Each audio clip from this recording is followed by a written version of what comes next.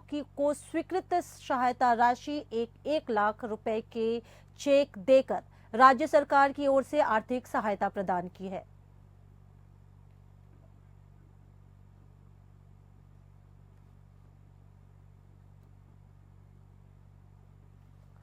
उप मुख्यमंत्री दिया कुमारी ने शासन सचिवालय में 1 अगस्त को 2024 को अतिवृष्टि से विश्वकर्मा औद्योगिक क्षेत्र में बेसमेंट में पानी भरने से 3 व्यक्तियों की मृत्यु के प्रकरण में मृतक आश्रितों को स्वीकृत सहायता राशि 1 लाख रुपए के चेक देकर राज्य सरकार की ओर से आर्थिक सहायता राशि प्रदान की।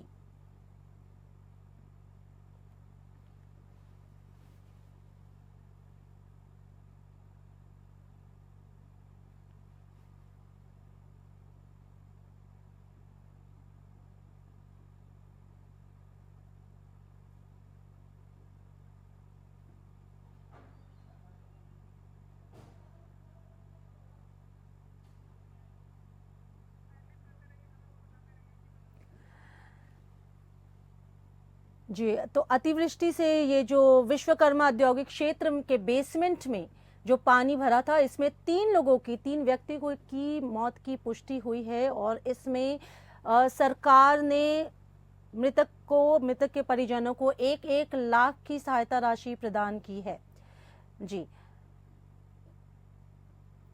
उप मुख्यमंत्री दिया कुमारी ने शासन सचिवालय में 1 अगस्त को 2024 को अतिवृष्टि से जो विश्वकर्मा औद्योगिक क्षेत्र में बेसमेंट में जो पानी भर गया था, जिससे कि 3 व्यक्तियों की मौत की पुष्टि हुई थी, उसमें मृतक के आश्रितों को 1 लाख रुपए के चेक देकर राज्य सरकार की ओर से आर्थिक सहायता राशि प्रदान की है। हालांकि बेहद ही दुखद ये घटना, जो कि पूरे देश में हर एक क्षेत्र में ये चीज़ घटना, हर कोचिंग।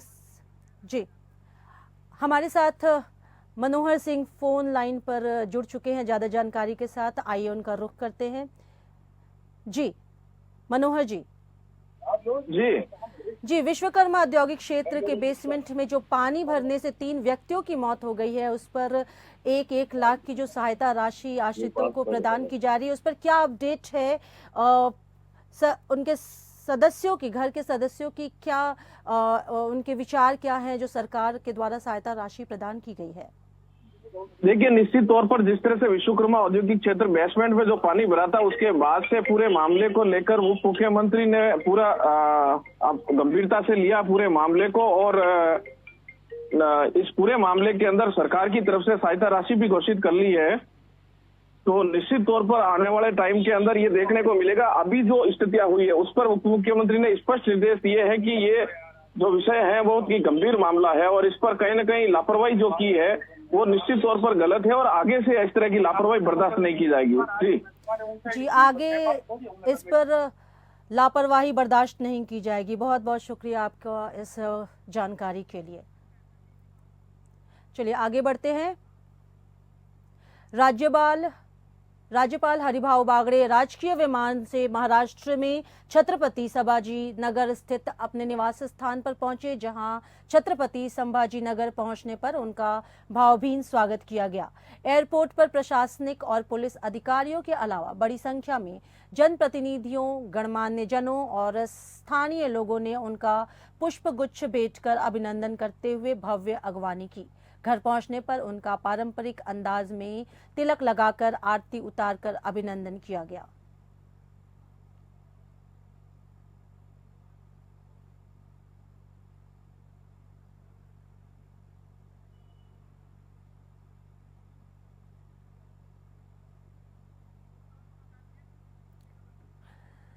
जी, राज्यपाल हरिभाऊ बागड़े अपने निवास स्थान राजकीय विमान से महाराष्ट्र में छत्रपति संभाजी नगर स्थित अपने निवास स्थान पहुंचे और उनका भावभीनी स्वागत किया गया। और जैसा कि एयरपोर्ट पर प्रशासनिक और पुलिस अधिकारियों ने उनकी पुष्पगुच्छ भेंट कर उनका स्वागत किया, साथ ही गणमान्य जनों ने भी, जनप्रतिनिधियों ने उनका स्वागत किया। और साथ ही घर पहुंचने पर उनकी पारंपरिक जो अंदाज है उसमें तिलक लगाकर आरती उतारकर स्वागत किया गया।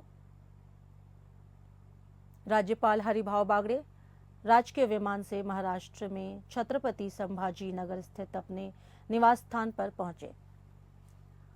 भावभीनी स्वागत किया गया।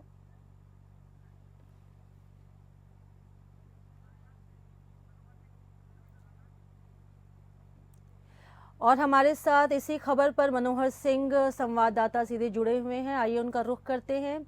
जी मनोहर सिंह, क्या अपडेट है? राज्यपाल हरिभाऊ बागड़े राजकीय विमान से महाराष्ट्र में छत्रपति संभाजी नगर स्थित अपने निवास स्थान पहुंचे। क्या स्थिति है, क्या अपडेट है, किस तरह का भव्य स्वागत किया गया है? देखिए, निश्चित तौर पर राज्यपाल हरिभाऊ बागड़े हैं जो राजस्थान के राज्यपाल बनने के बाद पहली बार अपने गांव पहुंचे हैं।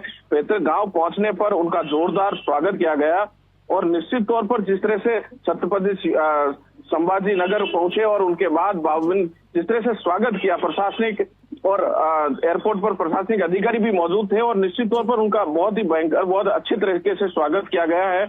और उसके बाद में निजी कार्यक्रम के अंदर भी उन्होंने शिरकत की है। जी, आप हमारे साथ बने रहिए और हम अगली खबर पर भी आपका रुख करेंगे। जी, तो अगली खबर का हम रुख करते हैं। उदयपुर शहर में सांप्रदायिक तनाव फैल गया। 10वीं क्लास के 2 बच्चों में झगड़े के बाद हुई चाकूबाजी की घटना के बाद 2 समुदाय के लोग आपस में भिड़ गए और उन्होंने पथराव करने के साथ कई गाड़ियों को फूंक डाला। हालात इतने बिगड़ गए कि डीएम ने शहर में धारा 144 और धारा 163 लागू कर दी। साथ ही इंटरनेट बंद करने के अलावा 17 अगस्त 2024 से अगले आदेश तक कक्षा 1 से 12वीं तक के सभी सरकारी और प्राइवेट स्कूलों को बंद रखने की घोषणा भी कर दी।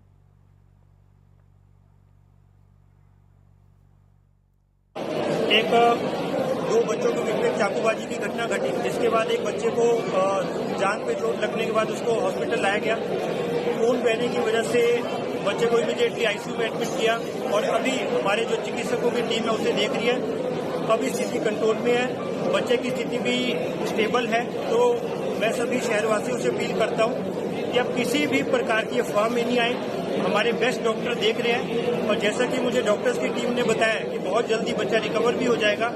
तो अपन किसी भी प्रकार की अफवाह का हिस्सा नहीं बने, क्योंकि और किसी भी ऐसे व्यक्ति को जो अगर कोई अफवाह फैलाए तो प्रशासन से उसको वेरीफाई करे कि ये खबर सही है गलत है। क्योंकि मुझे बताया गया कि तरह तरह की खबरें जो है शहर में कुछ लोग जो माहौल खराब करना चाहते हैं वो फैला रहे हैं। तो आप हमसे वेरीफाई करें, पुलिस से वेरीफाई करें। अभी कानून व्यवस्था के हिसाब से भी पूरी स्थिति हमारे कंट्रोल में है, नियंत्रण में है। और जैसी भी कोई बात होगी हम आप लोगों को अपडेट करेंगे।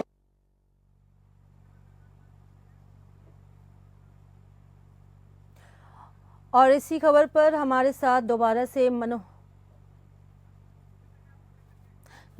सिंह। मनोहर जी, उदयपुर शहर में जो सांप्रदायिक तनाव फैल गया है, इसमें जो बच्चे जो झगड़े के बाद जो चाकूबाजी हुई और बेहद ही हतप्रद करने वाली घटना हुई है, इसमें क्या कुछ अपडेट है आपके पास? जी देखिए, निश्चित तौर पर कल जिस तरह की घटनाक्रम उदयपुर के अंदर हुआ, सांप्रदायिक तनाव का रूप ले लिया और एक 10वीं क्लास के जो बच्चे थे उसका झगड़ा हो जाता है, उसके बाद चाकूबाजी की घटना होती है और दोनों ही समुदाय के अंदर आपस के लोग भिड़ जाते हैं। और अभी की बात करें तो कल शाम को जब जिला कलेक्टर उदयपुर ने धारा 144 लागू कर दी थी, उसके बाद धारा 163 भी लागू कर दी और लगभग 24 घंटे के लिए इंटरनेट भी सेवा बंद कर दी है। और अब की बात करें तो हालांकि अभी जो हालात है वो कहीं ना कहीं शांतिपूर्ण तरीके से है, हालात काबू में कर लिए गए हैं। लेकिन निश्चित तौर पर ये घटना जो है कहीं ना कहीं शर्मसार करती हुई नजर आ रही है राजस्थान के लिए।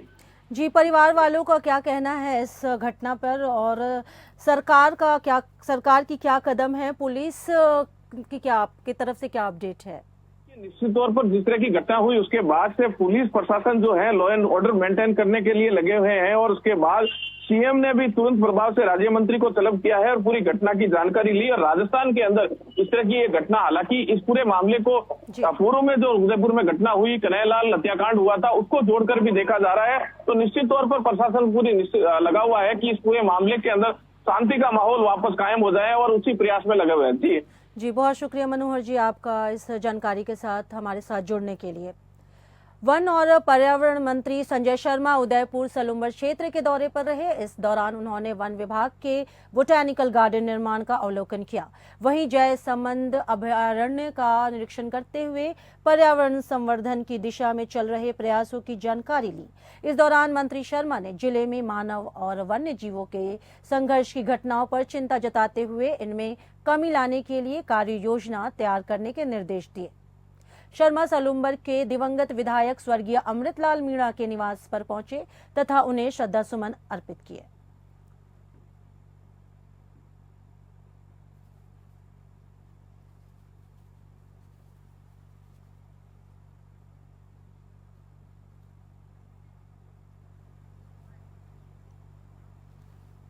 राजस्थान विधानसभा अध्यक्ष वासुदेव देवनानी अपने राजकीय निवास पर बात करते हुए कहा कि स्वर्गीय मोहन सिंधी के परिवारजनों के साथ राज्य सरकार और समाज खड़े हुए हैं। पीड़ित परिवार को रोजगार, आवास और आवश्यक सहायता उपलब्ध करवाई जा रही है। उन्होंने कहा कि इस प्रकरण की जांच के लिए एसआईटी कार्रवाई कर रही है। शीघ्र ही दोषियों को सजा मिलेगी। घटना के बाद दोषी को तत्काल गिरफ्तार कर लिया गया था। अब कार्रवाई न्यायालय में विचाराधीन है।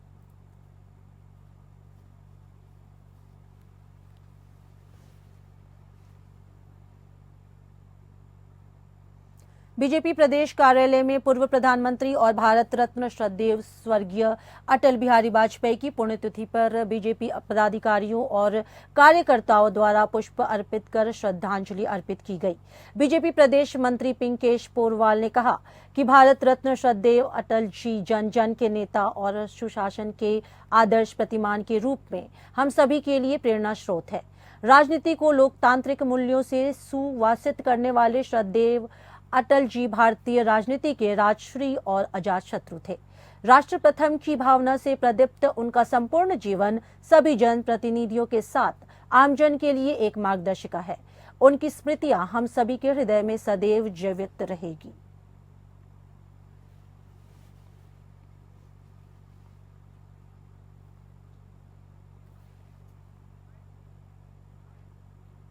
बीजेपी प्रदेश अध्यक्ष मदन राठौर ने चंबल पावर हाउस रोड पर सिविल लाइंस विधानसभा क्षेत्र के बीजेपी कार्यालय का फीता काटकर और हवन में आहुतियां अर्पित कर उद्घाटन किया। सिविल लाइंस विधानसभा क्षेत्र के विधायक गोपाल शर्मा ने साफा पहनकर और तलवार भेंट कर उनका अभिनंदन किया। इस मौके पर मदन राठौर ने विधायक गोपाल शर्मा की तारीफ की। इसके बाद उन्होंने जन सुनवाई के लिए सेवा भवन कार्यालय का उद्घाटन भी किया।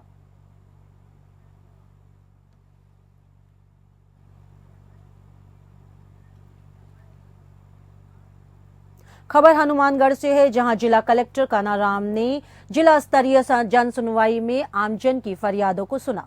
कलेक्टर परिसर में आयोजित हुई जिला स्तरीय जन सुनवाई में अतिक्रमण, पानी निकासी, खाता विभाजन सहित विभिन्न मुद्दों को लेकर 36 परिवेदनाएं आई। परिवेदनाओं को जिला कलेक्टर ने एक एक कर ध्यानपूर्वक सुना तथा अधिकारियों को बिना कोताही बरते त्वरित निस्तारण के निर्देश दिए। इस मौके पर प्रदेश स्तर से तथा ब्लॉक स्तर से भी अधिकारी वीसी के माध्यम से जुड़े। सोशल मीडिया पर इन दिनों मारपीट के वीडियो वायरल हो रहे हैं। वीडियो में कुछ महिलाएं और कुछ मृतक, कुछ युवक जमकर उत्पात मचाते दिख रहे हैं। वीडियो सामने आने के बाद जब वीडियो की पड़ताल शुरू की तो मामला कुछ और ही निकला। वीडियो में मारपीट और आतंक मचाते दिख रही महिलाएं एवं युवक अपने ही जमाई राजा के घर पर हमला बोलने पहुंचे थे। उन्होंने अपने जमाई सहित उसके परिजनों के साथ जमकर मारपीट करते हुए घर के बाहर खड़ी गाड़ियों पर भी पत्थर मारे। बताया जा रहा है कि पति ने पत्नी को गाउन पहनने से मना किया तो पत्नी ने अपने भाई और परिवार को बताया। हालांकि यह घरेलू मामला है, लेकिन अब वीडियो वायरल होने के बाद पुलिस ने भी मामला दर्ज कर लिया है। ससुर सुरेश की ओर से मामला दर्ज करने के बाद पुत्रवधू की ओर से भी मामला दर्ज करवाया गया है। दोनों ही मामले की जांच चल रही है। जल्द ही जो दोषी होगा उसकी गिरफ्तारी की जाएगी।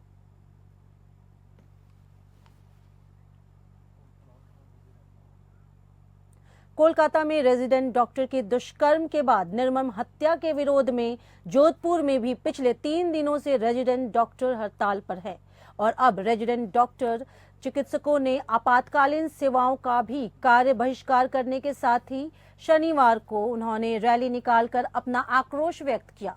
यह रैली महात्मा गांधी अस्पताल से रवाना हुई, जो शहर के विभिन्न मार्गों से होती हुई जिला कलेक्टर कार्यालय पहुंचकर ज्ञापन देने के साथ ही संपन्न हुई। इस रैली में एम्स के resident doctor, SN medical college के डॉक्टर और सेवारत चिकित्सक कर्मचारी, नर्सिंग कर्मचारी और एसएन मेडिकल कॉलेज के कर्मचारियों ने भाग लिया।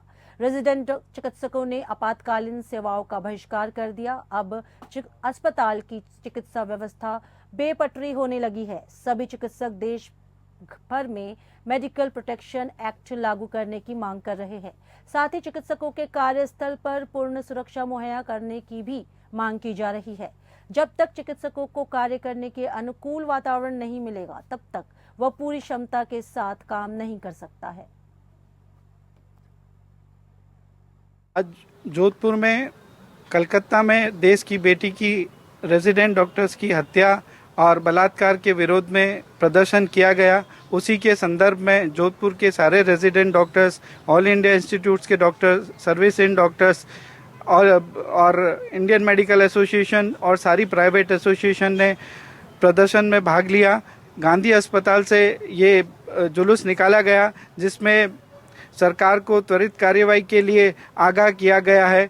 डॉक्टरों का काम मरीजों की सेवा करना है, पर यदि सेवा करते हुए डॉक्टर्स के साथ दुर्व्यवहार होता है, डॉक्टर के साथ मारपीट होती है और बहुत ही एक्सट्रीम केस में, जैसे इस केस में हुआ था कि उसके साथ रेप करके उसकी हत्या कर दी गई, इस तरह के जो घटना हुई है उसकी इंडियन मेडिकल एसोसिएशन और सारी प्राइवेट एसोसिएशन कड़ी से कड़ी भर्त्सना करती है और साथ ही सरकार को उन आरोपियों को पकड़कर कठोर से कठोर सजा देने की मांग करती है। इसके अलावा उनके परिजनों को एक उचित मुआवजा की मांग करती है तथा एक सेंट्रल एक्ट की मांग करती है, जिसमें डॉक्टर्स सुरक्षा के साथ अपने कार्यस्थल पर काम कर सके और मरीजों की अच्छे से सेवा कर सके। पूजा जाट मेवदा हत्याकांड को लेकर ग्रामीणों ने राजकीय जिला अस्पताल केकड़ी के बाहर रोड जाम कर दिया और प्रशासन को हत्यारे को गिरफ्तार करने के लिए 3 दिन का अल्टीमेटम भी दिया है।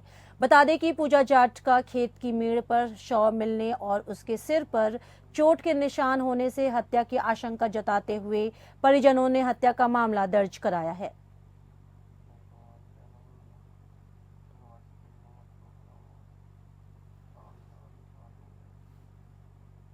रतनगढ़ में तालाब में नहाने गए 2 बच्चों की डूबने से मौत हो गई।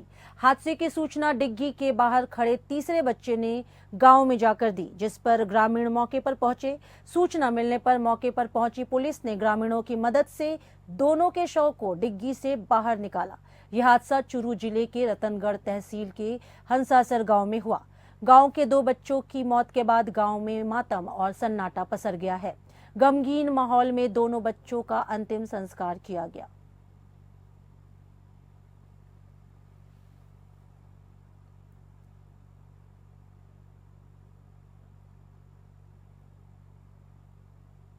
पंद्रह अगस्त को एपीएन स्वदेश कॉन्क्लेव का आयोजन हुआ। समारोह में कई केंद्रीय मंत्री, उद्योग जगत के नेता, वैश्विक विचारक, मशहूर हस्तियां और सोशल मीडिया प्रभावशाली लोग उपस्थित रहे। कॉन्क्लेव ब्रांड भारत की थीम पर आधारित था। कॉन्क्लेव में वैश्विक मंच पर भारत की मजबूत होती छवि का विश्लेषण किया गया। साथ में भारत के विकास, सांस्कृतिक, आर्थिक और सामाजिक स्थिति का विश्लेषण किया गया। कॉन्क्लेव में नितिन गडकरी समेत कई केंद्रीय मंत्री उपस्थित रहे। साथ में पूर्व सीजेआई एनवी रमन्ना ने भी शिरकत की। स्वदेश कॉन्क्लेव में पूर्वी दिल्ली से सांसद मनोज तिवारी ने संबोधन में कहा, हर कोई में एक स्किल जरूर छुपा होता है। आप उसको जज करके एक मंच प्रदान करें और अपने आप को ऊपर की तरफ ले जाएं, ताकि आप कामयाब हो सके। सांसद मनोज तिवारी अपने गानों के लिए भी काफी लोकप्रिय रहते हैं। इस मंच पर भी उन्होंने ए राजा जी का धुन प्रस्तुत किया और पूरे हॉल को खुशमिजाज में तब्दील कर दिया। स्वदेश कॉन्क्लेव का पूरा अंक देखिए एपीएन पर शनिवार शाम 6 बजे और रविवार दोपहर 12 बजे और शाम 6 बजे। मैं सबसे प्रार्थना करता हूं, आप में कुछ स्किल जरूर है। मैं पूरी दुनिया के लोगों से कहता हूं, अपने स्किल को पहचान लो। आप अपना बेस्ट जज बनिए। कभी कभी मिसजज भी हो जाता है। कई ऐसे लोग भी हमारे पास आते हैं जो मिसजज होते हैं अपने बारे में कि नहीं मुझे यही करना है। तो मिसजज मत करो। जिस दिन आपने खुद को सही जज कर लिया, आपका स्किल आपको कहीं भी पहुंचा सकता है। और राजस्थान की खबरों में मेरे साथ फिलहाल इतना ही। नमस्कार।